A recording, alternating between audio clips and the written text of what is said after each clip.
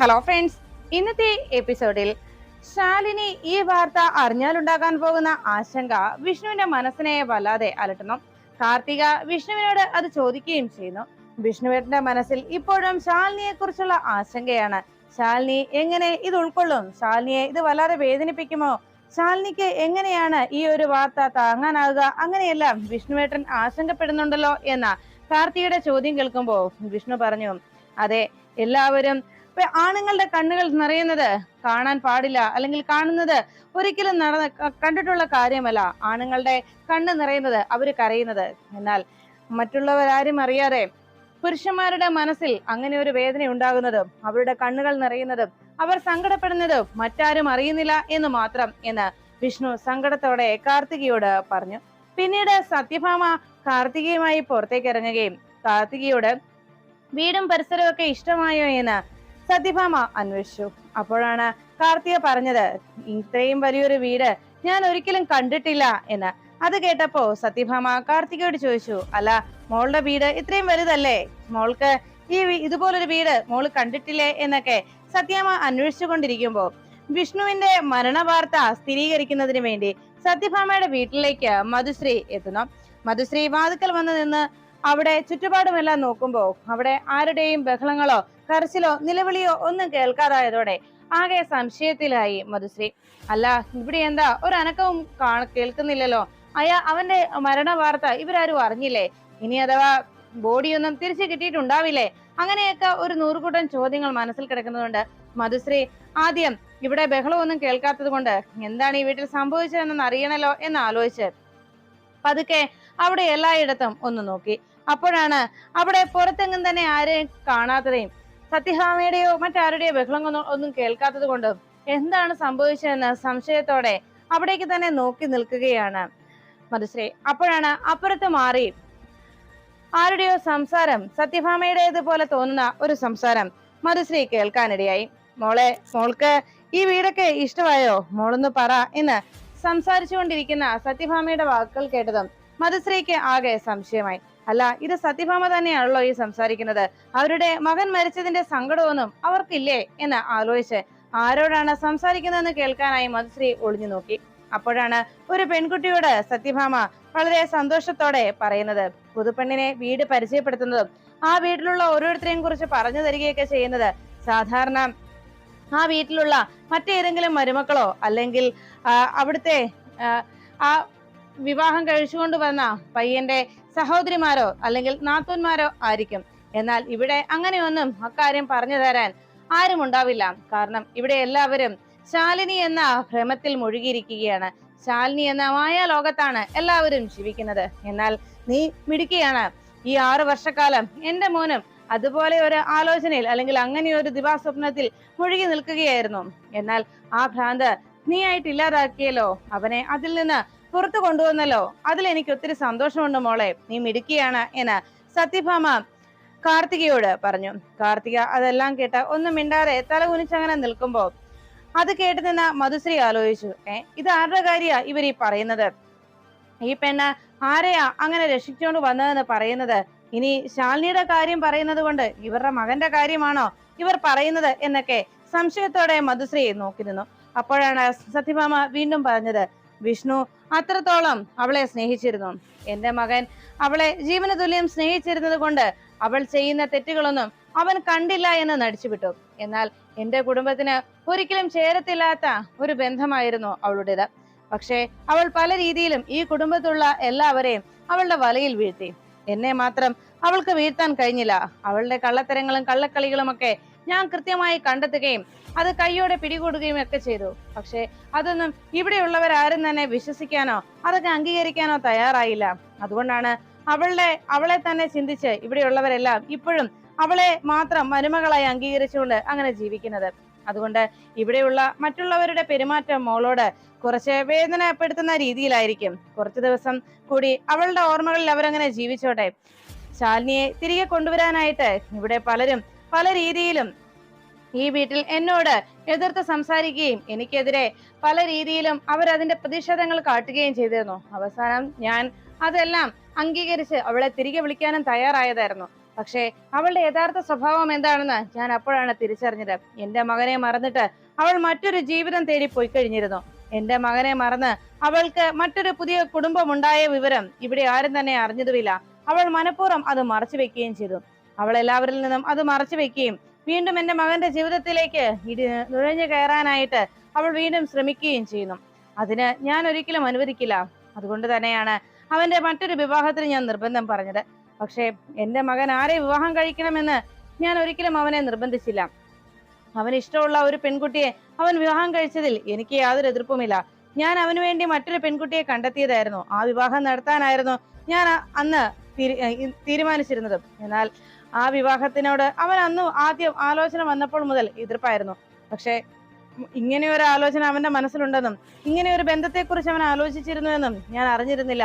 അങ്ങനെയായിരുന്നെങ്കിൽ നിങ്ങളുടെ വിവാഹം ഞാൻ തന്നെ വളരെ ഗംഭീരമായി നടത്തുമായിരുന്നു എന്ന് സത്യഭാമ പറയുന്നു. ഇതെല്ലാം അപ്പുറത്ത് മാറി നിന്ന മധുശ്രീ കേൾക്കാനിടയാകുന്നു. അപ്പോഴാണ് സത്യഭാമ കാർത്തികയോട് ചോദിച്ചത്, അല്ല മോളോട് ഞാൻ ഇങ്ങനെ തുടരെ സംസാരിച്ചിട്ട് മോളൊന്നും തന്നെ പറഞ്ഞില്ലല്ലോ. മോളുടെ വീട്ടിൽ ആരൊക്കെയുണ്ട്? കൂടുതൽ വിവരങ്ങളൊന്നും തന്നെ മോള് പറഞ്ഞില്ലല്ലോ എന്ന് ചോദിച്ചപ്പോ ആകെ സങ്കടത്തോടെ കാർത്തിക പറഞ്ഞു, എന്റെ വീട്ടിൽ എനിക്ക് ആരും പ്രത്യേകിച്ചില്ല. ഞാനൊരു അനാഥയാണ്. അത് കേട്ടതോടെ സത്യഭാമ ആകെ വിഷമത്തോടെ തന്റെ അരികിൽ നിന്ന കാർത്തികയെ നോക്കി. എന്നിട്ട് പറഞ്ഞു, സാരയില്ല മോള് ഇനി അനാഥയല്ല. ഈ വീട്ടിലുള്ള എല്ലാവരും മോളുടെ ബന്ധുക്കളാണ്. ഒന്നുകൊണ്ടും മോള് സങ്കടപ്പെടേണ്ടതില്ല. ഇനി ഇവിടെയുള്ളവരെല്ലാം മോളുടെ ബന്ധുക്കളാണ് കേട്ടോ എന്ന് പറഞ്ഞ് കാർത്തികയെ സമാധാനപ്പെടുത്തുന്നു. അപ്പോഴാണ് മധുശ്രീ വേഗം അവിടേക്ക് എത്തിയത്. സത്യാമ്മയെ എന്ന് വിളിച്ചുകൊണ്ട് മധുശ്രീ അവരുടെ അരികിലേക്ക് വന്നപ്പോ സത്യഭാമ ആകെ അല്പം ജാള്യതയോടെ മധുശ്രീയെ നോക്കി. ഉടനെ തന്നെ മധുശ്രീ അരികിലേക്ക് എത്തിയിട്ട് ചോദിച്ചു, സത്യാമ്മേ എന്തെങ്കിലും വിവരം അറിഞ്ഞോ? എന്തായി സത്യാമ്മേ? വിഷ്ണുവേട്ടനെ കുറിച്ച് എന്തെങ്കിലും അറിഞ്ഞോ എന്ന് ചോദിച്ചുകൊണ്ട് മധുശ്രീ അരികിലെത്തിയപ്പോ സത്യഭാമ മധുശ്രീയെ നോക്കിയിട്ട് പറഞ്ഞു, മധുശ്രീ മോളെ, എനിക്ക് നിന്നോട് ഒരു കാര്യം പറയാനുണ്ട്. സത്യത്തിൽ നീ അത് എങ്ങനെ ഉൾക്കൊള്ളുമെന്ന് എനിക്കറിയില്ല. പക്ഷെ നമ്മൾ ആഗ്രഹിക്കുന്നത് പോലെയൊന്നും അല്ലല്ലോ ജീവിതത്തിൽ ഓരോന്നും സംഭവിക്കുന്നത്. അതുകൊണ്ട് മോള് ഞാൻ പറയുന്നത് ഒന്ന് ക്ഷമയോടെ കേൾക്കണം. എന്റെ ഏറ്റവും വലിയ ആഗ്രഹം മോളെ എന്നെ മരുമകളായി ഇവിടേക്ക് കൂട്ടിക്കൊണ്ടു വരണം എന്ന് തന്നെയായിരുന്നു. പക്ഷേ വിവാഹത്തെ കുറിച്ച് പറഞ്ഞപ്പോഴൊക്കെ ആദ്യം മുതൽ വിഷ്ണു അതിനോട് എതിർപ്പ് കാട്ടിയതിന്റെ കാരണം ഇപ്പോഴാണ് എനിക്ക് മനസ്സിലായത്. മോള് മറ്റൊന്നും ചിന്തിക്കരുത്. മോൾക്ക് നല്ലൊരു കുടുംബജീവിതം, നല്ലൊരു വിവാഹം മോൾക്ക് വേറെ നടക്കും. ഇപ്പോ എന്റെ മകൻ വിവാഹം കഴിച്ചുകൊണ്ട് വന്ന പെൺകുട്ടിയാണ് ഈ നിൽക്കുന്നത് എന്ന് സത്യഭാമ കാർത്തികയെ ചൂണ്ടിക്കാട്ടി മധുശ്രീയോട് പറഞ്ഞു. അത് കേട്ടതും ആകെ ഞെട്ടലോടെ മധുശ്രീ ചോദിച്ചു, സത്യാമ്മ എന്താ ഈ പറയുന്നത്? വിഷ്ണുവേട്ടന്റെ വിവാഹം കഴിഞ്ഞെന്നോ എന്ന് ആശങ്കയോടെ മധുശ്രീ ചോദിച്ചു. അപ്പോഴേക്കും സത്യഭാമ പറഞ്ഞു, അതേ മോളെ, വിഷ്ണു വിവാഹത്തോട് ഇത്രയും ദിവസം എതിർപ്പ് കാട്ടിയതിന്റെ കാരണം ഇപ്പോഴാണ് എനിക്ക് മനസ്സിലായത്. അവന്റെ മനസ്സിൽ കാർത്തിക എന്ന ഈ പെൺകുട്ടി ഉണ്ടായിരുന്നു. അതുകൊണ്ടാണ് അവൻ വിവാഹത്തിൽ നിന്ന് എപ്പോഴും എതിർപ്പ് കാട്ടുകയും പിന്തിരിഞ്ഞു നിന്നിരുന്നതും. ഇന്ന് അവൻ ക്ഷേത്രത്തിൽ നിന്ന് മടങ്ങിപ്പോയതും അക്കാരണത്താലായിരുന്നു. അവന്റെ മനസ്സിലുള്ള പെൺകുട്ടിയെ അവൻ എന്നോട് തുറന്നു പറയാതിരുന്നതും ഈ വിവാഹത്തോടും ഞാൻ എതിർപ്പ് കാട്ടുമെന്ന് വിചാരിച്ചായിരുന്നു.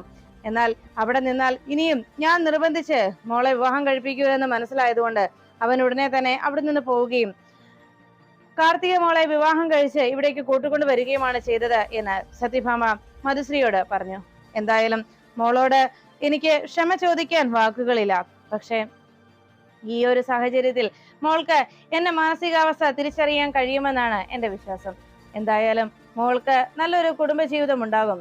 ഒരു നല്ലൊരു പയ്യനെ, എന്റെ മകനേക്കാളും മോൾക്ക് യോജിച്ച നല്ലൊരു ചെറുപ്പക്കാരനെ ഞാൻ കണ്ടെത്തി തരും മോളെ വിവാഹം കഴിക്കാൻ എന്ന് സത്യഭാമ പറയുമ്പോ അത് കേട്ട മധുശ്രീ പറഞ്ഞു, അങ്ങനെയൊന്നും വേണ്ട സത്യാമ്മേ. ഞാൻ വിഷ്ണുവേട്ടന്റെ ഭാര്യയായി ഇവിടേക്ക് സത്യാമ്മയുടെ മരുമകളായി ഈ വീട്ടിലേക്ക് വന്നു കയറണമെന്ന് മാത്രമാണ് ഞാൻ ആഗ്രഹിച്ചത്. ഇനിയിപ്പോൾ അത് നടക്കില്ലല്ലോ.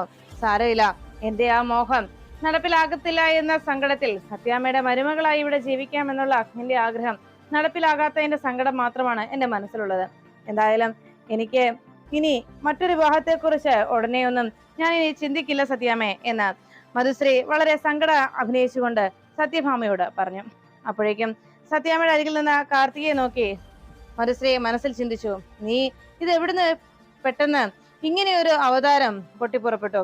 ഇത്രയും ദിവസം ഇങ്ങനെ ഒരാളെ കുറിച്ച് യാതൊരു സൂചനയും വിഷ്ണുവിന്റെ ഭാഗത്തു നിന്നും ഉണ്ടായിരുന്നില്ലല്ലോ. ശാലിനി വന്നപ്പോഴും വിഷ്ണു ഇങ്ങനെ ഒരു കാര്യം ശാലിനിയോട് പറയുന്നതായും കേട്ടില്ല. ഇതിന് പിന്നിൽ എന്തൊക്കെയോ പന്തികേടുണ്ടല്ലോ. പെട്ടെന്ന് വിഷ്ണു ഒരു പെണ്ണിനെ ഇവിടേക്ക് വിളിച്ചുകൊണ്ട് വന്നത്? ഇവളെ കുറിച്ച് കൂടുതൽ ഡീറ്റെയിൽസ് അറിഞ്ഞേ തീരും എന്ന് മനുശ്രീ മനസ്സിൽ ചിന്തിച്ചു. അപ്പോഴേക്കും സത്യഭാമ ചോദിച്ചു, എന്താ മോളെന്താ ആലോചിച്ചത് എന്ന് ചോദിച്ചതും സത്യഭാമയോട് മനുശ്രീ പറഞ്ഞു, അല്ല, വിഷ്ണുവേട്ടന്റെ ഭാര്യയായി ഈ വീട്ടിലേക്ക് കയറി വരാൻ ഞാൻ ഒത്തിരി ആഗ്രഹിച്ചതാണ്. പക്ഷെ അത് സാധിച്ചില്ലല്ലോ. എന്നാൽ ആ ഭാഗ്യം കിട്ടിയ ഈ പെൺകുട്ടിയോട് എനിക്ക് കൂടുതൽ വിവരങ്ങളൊക്കെ അറിയണമെന്നുണ്ട്. ഈ പെൺകുട്ടിയോട് കുറച്ചു നേരം സംസാരിക്കണമെന്ന് തോന്നി. അതാ ഞാൻ ആ പെൺകുട്ടിയെ നോക്കിയതെന്ന് സത്യഭാമയോട് പറഞ്ഞത്. ഉടനെ സത്യഭാമ പറഞ്ഞു, അതിനെന്താ, നിങ്ങൾ സംസാരിച്ചോ, ഇനി അതിൽ വിരോധമൊന്നുമില്ല. ഈ കുട്ടിക്കാണെങ്കിൽ ഈ വേറെ ബന്ധുക്കളാരും തന്നെ ഇല്ല എന്നാണ് പറഞ്ഞത്. അപ്പോ നമ്മൾ ഇവിടെയുള്ളവരെല്ലാമാണ് ബന്ധുക്കൾ. നിങ്ങൾ സുഹൃത്തുക്കളാവുകയാണെങ്കിൽ, നല്ല സൗഹൃദം ഉണ്ടാവുകയാണെങ്കിൽ അത് നല്ലതല്ലേ എന്ന് പറഞ്ഞ് നിങ്ങൾ സംസാരിച്ചോളൂ, ഞാൻ ഇപ്പൊ വരാം എന്ന് പറഞ്ഞ് സത്യഭാമ വേഗം അകത്തേക്ക് കയറി പോകുന്നു. സത്യാമ്മ പോയ തക്കത്തിന് മധുശ്രീ അരികിലേക്ക് എത്തി കാർത്തികയോട് ചോദിച്ചു, അല്ല, നിന്റെ വീട് എവിടെയാണ്? ശരിക്കും നീ എവിടെ നിന്നാ വന്നത്? വിഷ്ണുവേട്ടനുമായി നീ നേരത്തെ പ്രണയത്തിലായിരുന്നോ? ശാലിനിയെ കുറിച്ച് മധുശ്രീ ഏതു നേരവും ശാലിനിയെ കുറിച്ച് ചിന്തിച്ചു നടന്നിരുന്ന വിഷ്ണുവേട്ടൻ ഒരിക്കലും നിന്നെ പോലെ ഒരുവളെ വിവാഹം കഴിക്കുമെന്ന് എനിക്ക് വിശ്വസിക്കാൻ വയ്യ. അല്ല, നീ ഇപ്പോ എവിടെ നിന്നാ വന്നത്? എങ്ങനെയാണ് വിഷ്ണുവേട്ടന്റെ ജീവിതത്തിലേക്ക് എത്തിയത്? നിങ്ങൾ തമ്മിൽ എവിടെ വെച്ചാണ് കണ്ടുമുട്ടിയത്? അങ്ങനെ കുറെ ചോദ്യങ്ങൾ മധുശ്രീ കാർത്തികയ്ക്ക് നേരെ ഉന്നയിച്ചു. എല്ലാം കേട്ട് കഴിഞ്ഞതും കാർത്തിക ചോദിച്ചു, അല്ല, ഇതെന്താ ഇങ്ങനെ നോൺ സ്റ്റോപ്പ് ആയിട്ട് ചോദ്യങ്ങൾ ചോദിച്ചു കഴിഞ്ഞാൽ ഞാൻ എങ്ങനെയാ മറുപടി പറയുന്നത്? ഓരോ ചോദ്യങ്ങൾ ചോദിച്ചാലല്ലേ എനിക്ക് ഉത്തരം പറയാൻ കഴിയൂ. എല്ലാ ചോദ്യങ്ങളും ഒറ്റയടിക്ക് ചോദിച്ചാൽ ഞാൻ എങ്ങനെ ഒറ്റ ശ്വാസത്തിൽ മറുപടി നൽകും? എന്തായാലും എന്നെ കുറിച്ച് കൂടുതൽ അറിയാൻ ആഗ്രഹമുണ്ടെന്ന് എനിക്ക് മനസ്സിലായി.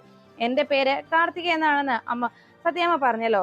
പിന്നെ എന്റെ വീട്ടുകാരെ കുറിച്ച്, ഞാനൊരു അനാഥയാണ്. അതുകൊണ്ട് തന്നെ ഒരു അനാഥ മന്ദിരത്തിലാണ് ഞാൻ വളർന്നത്.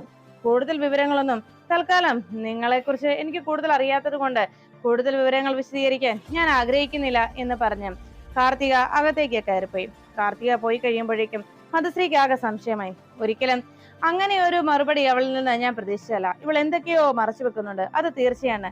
ഇതിന്റെ സത്യാവസ്ഥ എന്തായാലും കണ്ടെത്തിയേ തീരൂ എന്ന് മധുശ്രീ മനസ്സിൽ തീരുമാനിച്ചുറപ്പിച്ചു. അതിനുശേഷം അകത്തേക്ക് കയറി പോകുന്ന മധുശ്രീയെ അവഗണിച്ചുകൊണ്ട് കാർത്തിക അകത്തേക്ക് കയറിപ്പോയി. ഈ സമയത്ത് ശാലിനി വിവരം അറിയാതിരിക്കുന്നത് കൊണ്ട് സത്യങ്ങൾ ശാലിനിയെ അറിയിക്കാനായി ശ്യാമ ഫോണിലേക്ക് വിളിച്ചതിന് ശേഷം ശാലിനി ആകെ ഒന്നും മിണ്ടാതെ കാറ് നിർത്തി കാറിന് വെളിയിലിറങ്ങി പൊട്ടിക്കരഞ്ഞുകൊണ്ട് വിഷ്ണുവേട്ടൻ എന്ന് മാത്രം പറഞ്ഞ് ശാലിനി പൊട്ടിക്കരഞ്ഞുകൊണ്ടിരിക്കുന്നു. ഈ കാഴ്ച കണ്ട ശാരദാമ്മ ശാലിനിയുടെ അരികിലേക്ക് വേഗം കാറിൽ നിന്നിറങ്ങി ഓടി വന്ന് ചോദിച്ചു, മോളെ, എടി ശാലിനി, നീ എന്താ ഒന്നും മിണ്ടാത്തത്? എന്ത് പറ്റിയെന്നാ നീ പറയുന്നത്? വിഷ്ണുമോൻ എന്താ പറ്റിയത് എന്ന് ചോദിച്ച് ശാലിനിയോട് ശാരദാമ്മ കാര്യം അന്വേഷിച്ചു. ശാലിനി ആകെ സങ്കടത്തോടെ പൊട്ടിക്കരഞ്ഞ് വിഷ്ണുവേട്ടൻ പോയി എന്ന് പറഞ്ഞ് ശാലിനി സങ്കടപ്പെടുന്നത് കണ്ട് ശാരദാമ്മയ്ക്ക് അത് വിശ്വസിക്കാനാകാതെ അതിശയത്തോടെ ശാരദാമ്മ ചോദിച്ചു, മോളെ, നീ എന്തൊക്കെയാ പറയുന്നത്? വിഷ്ണുവിന് എന്ത് സംഭവിച്ചെന്നാ എന്ന് ചോദിച്ചപ്പം അങ്ങനെ ഒരിക്കലും ഒരു കടുങ്കയും വിഷ്ണുമോൻ ചെയ്യില്ലല്ലോ എന്ന് ശാരദാമ്മ ചോദിക്കുമ്പോ ശാലിനി പറഞ്ഞു, അമ്മേ, വിഷ്ണുവേട്ടൻ മറ്റൊരു പെൺകുട്ടിയെ വിവാഹം കഴിച്ചുവെന്ന് എന്ന് പറഞ്ഞപ്പോ ശാരദാമ്മയ്ക്ക് ആ വാക്കുകൾ വിശ്വസിക്കാൻ കഴിഞ്ഞില്ല. മോളെ, നീ എന്താടി പറഞ്ഞത്? ഉടനെ തന്നെ ശാരദാമ്മ വേഗം ശാലിനിയുടെ ഫോൺ, ആ കാറിനുള്ളിൽ വീണ് കിടക്കുന്ന ശാലിനിയുടെ ഫോൺ പോയി ഓടിയെടുത്തു. അതിനുശേഷം ആ ഫോണിൽ വിളിച്ചിരുന്ന ശ്യാമയുടെ കോള് വേഗം എടുത്തിട്ട് ശാരദാമ്മ ചോദിച്ചു, എടി മോളെ, എന്താ അവിടെ സംഭവിച്ചത്? അപ്പോഴേക്കും ശാരദാമ്മയോട് ശ്യാമ നടന്ന സംഭവങ്ങൾ പറഞ്ഞു. അമ്മേ, വിഷ്ണുവേട്ടൻ ഇവിടെ കുറച്ചു മുമ്പ് സത്യാമ്മ ഇവിടേക്ക് വന്നതിന് ശേഷം അച്ഛൻ സത്യാമ്മയെ വീട്ടിൽ കയറാനായി അനുവദിച്ചില്ല. സത്യാമ്മയോട് അച്ഛൻ വല്ലാതെ കയർത്ത് സംസാരിച്ചു. വിഷ്ണുവേട്ടനെ കണ്ടെത്തി തിരിച്ചു കൊണ്ടുവരാതെ സത്യാമ്മ വീട്ടിൽ കയറണ്ട എന്ന് പറഞ്ഞ് അച്ഛൻ വഴക്കുണ്ടാക്കിക്കൊണ്ട് നിൽക്കുമ്പോഴാണ് അവിടേക്ക് വിഷ്ണുവേട്ടൻ മറ്റൊരു പെൺകുട്ടിയെയും വിളിച്ചുകൊണ്ട് വന്നിറങ്ങിയത്. ആ പെൺകുട്ടി വിഷ്ണുവേട്ടൻ താലി കെട്ടിയ പെണ്ണാണെന്നാണ് വിഷ്ണുവേട്ടൻ എല്ലാവരോടും പറഞ്ഞത് എന്ന് ശാരദാമ്മയോട് ശ്യാമ അറിയിച്ചു. അത് കേട്ടതും ശാരദാമ്മയും ആകെ നെഞ്ചു തകരുന്ന രീതിയിൽ ആകെ ഞെട്ടിത്തെറിച്ച് നിൽക്കുകയാണ്. ഒരിക്കലും വിശ്വസിക്കാനാകാതെ, വിഷ്ണു അങ്ങനെ ഒരു പ്രവൃത്തി ചെയ്യുമെന്ന് വിശ്വസിക്കാനാകാതെ ശാരദാമ്മയും ആകെ അന്തിച്ചങ്ങനെ നിൽക്കുമ്പോൾ ശാലിനി ആകെ തകർന്നിരിക്കുന്നത് കണ്ട് ശാരദാമ്മ പറഞ്ഞു, എടി മോളെ, ഇതിന്റെ സത്യാവസ്ഥ എന്താണെന്ന് അറിഞ്ഞല്ലേ തീരൂ. നീ ഇങ്ങനെ സങ്കടപ്പെട്ടിരിക്കാതെ. എന്തായാലും നമ്മൾ വിഷ്ണുവിനെ അന്വേഷിച്ചിറങ്ങി. ഇനി ഇതിന്റെ സത്യാവസ്ഥ കൂടി നമുക്ക് മനസ്സിലാക്കണം. നേരെ സത്യാമ്മയുടെ വീട്ടിലേക്ക് പോകാം. വിഷ്ണുവിനോട് തന്നെ ചോദിക്കാം ഇതിന്റെ കാരണം എന്താണെന്നും ഇതിന്റെ സത്യം എന്താണെന്നും. മോളെ, നീ ഇപ്പോഴും സത്യങ്ങൾ വെളിപ്പെടുത്താതിരുന്നത് കൊണ്ടാണ് ഇങ്ങനെയെല്ലാം സംഭവിക്കുന്നത്. ഇനിയെങ്കിലും മോളെ ഞാൻ പറയുന്നത് നീ കേൾക്ക്. സത്യം എന്താണെന്ന് വിഷ്ണുവിന്റെ മുന്നിൽ ചെന്നെങ്കിലും ആ സത്യം തുറന്നു പറയാൻ തയ്യാറാകണം. മോളെന്നും ഇത് മറച്ചു വെക്കുന്നത് കൊണ്ട് വിഷ്ണുവിനോട് പോലും ഈ സത്യം തുറന്നു പറയാൻ മോള് മടി കാട്ടുന്നത് കൊണ്ടും മാത്രമാണ് ഇത്രയേറെ പ്രശ്നങ്ങൾ ഇപ്പോ മോളുടെ ജീവിതത്തിൽ ഉണ്ടായത്. ഇനിയും നീ ഇതുപോലെ എല്ലാ സത്യവും മറച്ചു വെക്കാൻ ശ്രമിച്ചാൽ നിന്റെ ജീവിതം കൈവിട്ടു പോകുമെന്ന് ശാരദാമ്മ വീണ്ടും ശാലിനിയോട് പറഞ്ഞു. അത് കേട്ടതും ശാലിനി ഉടനെ തന്നെ എനിക്ക് വിഷ്ണുവിനെ കാണണമെന്ന് പറഞ്ഞുകൊണ്ട് നേരെ വിഷ്ണുവിനെ കാണുവാനായി സത്യാമ്മയുടെ വീട്ടിലേക്ക് പുറപ്പെടുന്നു. വിഷ്ണു ഇങ്ങനെ ഒരു വിവാഹം കഴിച്ചത് വീട്ടിലുള്ളവർക്ക് ആർക്കും ഉൾക്കൊള്ളാനാകാത്തത് കൊണ്ട് ആരും തന്നെ അത് വിശ്വസിക്കാനാകാതെ വിഷ്ണുവിനോടും കാർത്തികയോടും ഒരു വാക്ക് പോലും മിണ്ടാനാകാതെ അങ്ങനെ നിന്നു. അപ്പോഴാണ് രോഹിത് വിഷ്ണുവിന്റെ അരികിലേക്ക് എത്തി ചോദിച്ചത്, വിഷ്ണു ബ്രോ എങ്ങനെ ഇതുപോലൊരു ചതി ചെയ്യാൻ വിഷ്ണു ബ്രോയ്ക്ക് സാധിച്ചത്? ശാലിനിയെ വിഷ്ണു ബ്രോയ്ക്ക് അത്ര പെട്ടെന്ന് മറക്കാനാവുമോ? ബ്രോ ഇങ്ങനെ ചെയ്യുമെന്ന് ഞാൻ ഒരിക്കലും കരുതിയില്ല. ബ്രോയ്ക്ക് എങ്ങനെ ഇതുപോലെ ആകാൻ സാധിച്ചോ? ശാലിനിക്ക് വേണ്ടി ഇത്രയും നാളും കാത്തിരുന്ന ബ്രോ ഇങ്ങനെ ഒരു ബന്ധമുണ്ടെന്ന് ഇവിടെ ആരോടും പറഞ്ഞിരുന്നില്ലല്ലോ എന്ന് പറയുമ്പോ കമലിനും അവിടേക്ക് എത്തി. കാർത്തികയും വിഷ്ണുവും ഒപ്പം ആ കുടുംബത്തിലുള്ള മറ്റെല്ലാവരും ആ ആ സിറ്റ് ഔട്ടിലേക്ക് വന്നെത്തിയപ്പോ സത്യഭാമ തന്റെ ആ ചെയറിൽ വന്ന് ഇരുന്നു. അപ്പോഴേക്കും കമലം വന്ന് ചോദിച്ചു, ആശാൻ എന്നോട് പോലും ഇങ്ങനെ ഒരു ബന്ധത്തെ കുറിച്ച് പറഞ്ഞിട്ടില്ലല്ലോ. ഇത്ര പെട്ടെന്ന് ഇങ്ങനെ ഒരു ബന്ധം എവിടുന്ന് ആശാൻ ഉണ്ടായത് എന്ന് ചോദിച്ചപ്പോ വിഷ്ണു ഒന്നും മിണ്ടാതെ അങ്ങനെ ഇരിക്കുന്നത് കണ്ട് സത്യഭാമ പറഞ്ഞു, അതെ, ഒരു കാര്യം ഞാൻ പറഞ്ഞേക്കാം എല്ലാവരോടുമായിട്ട്. ഈ ഇരിക്കുന്നത് എന്റെ മകനും അവന്റെ ഒപ്പം ഇരിക്കുന്നത് അവന്റെ ഭാര്യയുമാണ്. ഒരു കാര്യം എല്ലാവരും മനസ്സിലാക്കിക്കോ, ഇനി മുതൽ വിഷ്ണുവിന്റെ ഭാര്യയും എന്റെ മരുമകളും ഈ ഇരിക്കുന്ന കാർത്തിക എന്ന് പറയുന്ന കുട്ടിയാണ്.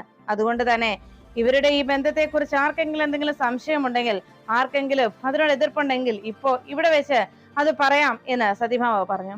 അത് കേട്ടതും ഒന്നും മിണ്ടാതെ എല്ലാവരും അങ്ങനെ നിൽക്കുമ്പോ രാഘവൻ നായർ തൊട്ടും ഉൾക്കൊള്ളാനാകാതെ ആകെ കലി പിടിച്ചങ്ങനെ ഇരിക്കുന്നത് കണ്ട് സത്യഭാമ പറഞ്ഞു, ആർക്കും ഒന്നും പറയാനില്ലേ? എന്നാൽ വിഷ്ണുവിന്റെ ഭാര്യയായി ഞാൻ ഈ പെൺകുട്ടിയെ അംഗീകരിച്ചു കഴിഞ്ഞു, എന്റെ മരുമകളായി.